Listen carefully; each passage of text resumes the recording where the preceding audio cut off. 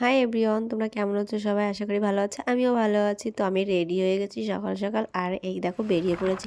তো দেখো আমাদের গ্রামের প্রাকৃতিক পরিবেশটা কত সুন্দর, চারিদিকে সরষা আর সরিষা, চারিদিকে পুরো হলুদ হয়ে আছে, কত সুন্দর লাগছে দেখতে। তো আমি যাচ্ছি কোথায়, তো চলো তোমরা দেখতে পারবে যে আমি কোথায় যাচ্ছি। আমি একটা কাজেই বেরিয়েছি। তো চলো আমরা আস্তে আস্তে করে এগিয়ে যাই, তারপরে তোমরা নিশ্চয়ই দেখতে পারবে। আর আমি যাচ্ছি হচ্ছে তোমাদের দাদাভাইয়ের সঙ্গে। তো এই দেখো আমি কোথায় চলে এসেছি, তাহলে তোমরা বুঝতেই পারছো যে আমি কোথায় এসেছি। আমি এসেছি হচ্ছে স্কুলে।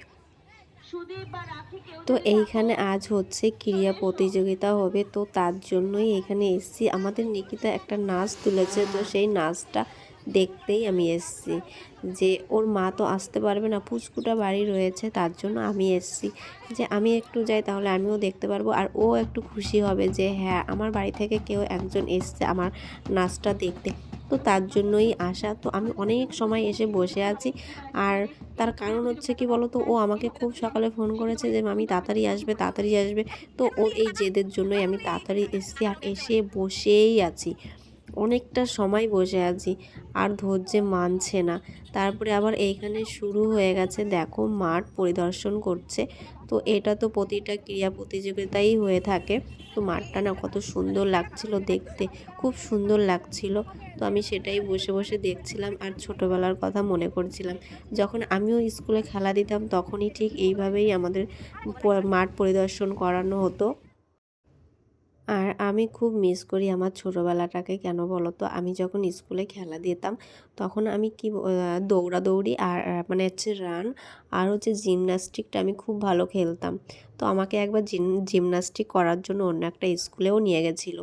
তো তখন তো অনেকটাই ছোটো, বুঝতাম না তখন, আর খেলার দিকে আর কোনো ঝুঁকি দিইনি। আর এইখানে দেখো নাচটাও কিন্তু শুরু হয়ে গেছে। তো আমাদের এইখানে নিকিতা একটা মিউজিকের উপরে নাচ তুলেছে, তো সেটাই করছে এখানে। আর এখানে দেখো জিমন্যাস্টিক করছে। তো এই জিমন্যাস্টিকটা দেখেই আমার আরও খারাপ লাগছে যে আমি ছোটোবেলায় এই জিমন্যাস্টিকটা খুব ভালো করতাম। তো ছোটোবেলা তো আর ফেরত পাওয়া যাবে না, তো এটা নিয়ে আর আফসোস করে লাভ নেই। তো বাদ দাও, চলো সামনের দিক এগোনো যাক। তো এরা কিন্তু খুব সুন্দর করছে, দেখে খুবই ভালো লাগছে। এরা অনেক বড় হোক, অনেক অনেক বড় হোক, এগিয়ে যাক অনেকটা। তো এখানে আমি তারপরে চলে আসলাম হচ্ছে বাট। আমি স্নান করে রেডি হয়ে গেছি। তো আমি স্কুল থেকে চলে এসেছি। আর এসে স্নান করেছি, কারণ আমি স্নান করে যাইনি। তাই স্নান করে জামা কাপড় মেলতে এসেছি ছাদে। তো চলো আমি জামা কাপড় মেলে নিই, তারপর তোমাদের সঙ্গে আবার কথা বলছি। আর তোমরা বলো আমাকে শাড়ি পরে কেমন লাগছে। ও তার সঙ্গে সঙ্গে আমাদের পুচকুমাকেও কিন্তু নিয়ে এসেছে তোমাদের দাদা ভাই। তো চলো দেখো, টাটা পুচকুমাকে কিন্তু আবার দিয়েও আসবে, কারণ তুমি অনেকটা চলে যাবা সময় হয়ে গেছে ও এসছে, ঘুরতে? তার জন্য ওকে দিতে যাবে এখনই। ঘুরতে যাবা মা?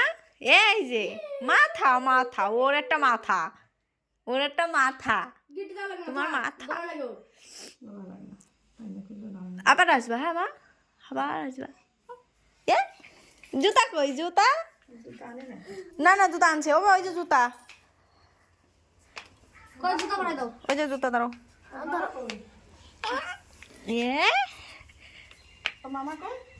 দাঁড়াও দাঁড়াও দাঁড়াও দাঁড়াও দাঁড়াও দাঁড়াও দাঁড়াও। তো ও জুতাটা পরার জন্য কিন্তু ভীষণ অস্থির, কারণ কি বলতো, ও জুতাটা পরলেই হাঁটতে পারবে, আর ও হাঁটার জন্য ভীষণ ব্যস্ত থাকে।